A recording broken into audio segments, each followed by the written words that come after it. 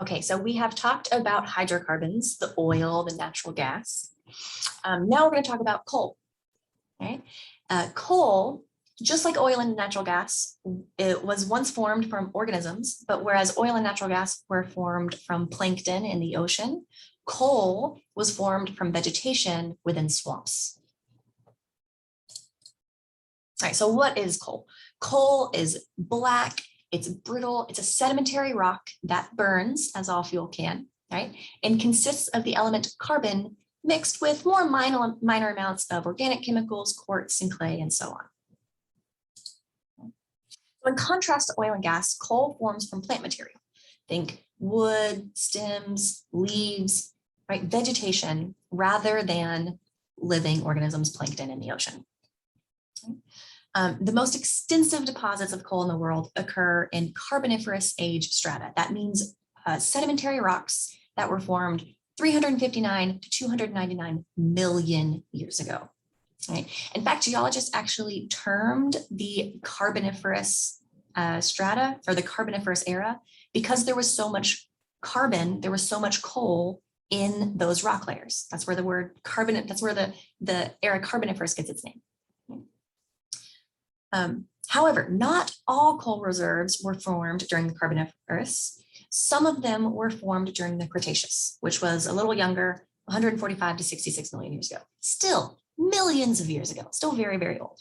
And during the Cretaceous, they formed in large areas of freshwater coal swamps developed in Wyoming and adjacent states in the United States.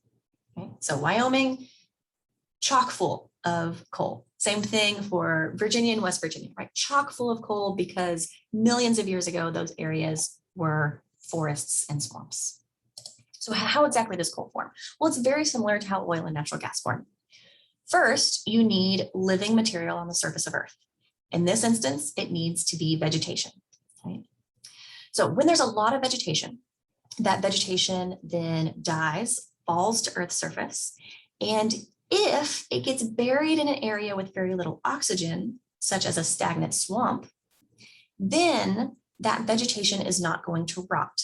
And instead, it's going to stick around for a long period of time. It's going to be eventually buried by more and more dead vegetation, and it's going to become compacted. And that partially decayed layer of organic material is eventually going to form what we call peat. Right? So vegetation dies, falls. If it's in an area with low oxygen, it accumulates, it accumulates, it accumulates. It starts to decay, but doesn't decay all of the way, and it becomes peat. And geologists classify coal according to the concentration of carbon. Right? And the concentration of carbon is due to the temperature at which the coal has been formed underground.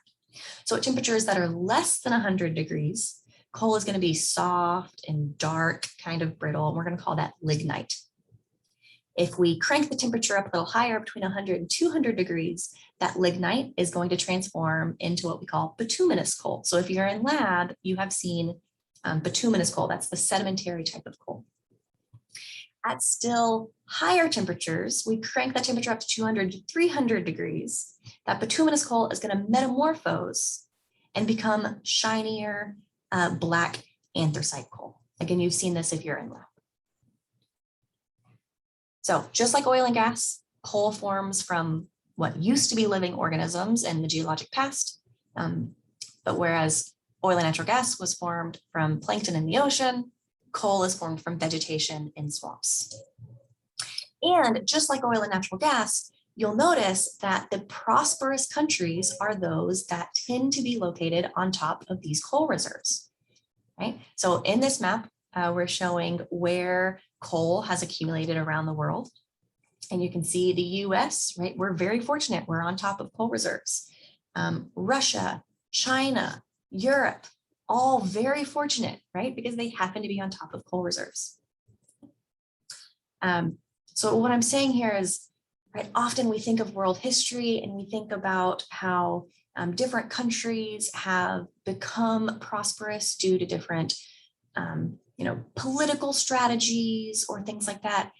And yes, that's part of it, but really it boils down to what geology does our country happen to be on top of? If your country happens to be on top of fuel reserves like oil, natural gas, and coal, then your country is going to be economically prosperous. When your country is economically prosperous, then you're able to have a stable government, a stable culture, right? If you're on a country that doesn't happen to have a lot of these fuel reserves, then you're not going to be as likely to be economically prosperous, and you're less likely to have stable government, right? It all boils back down to the geology.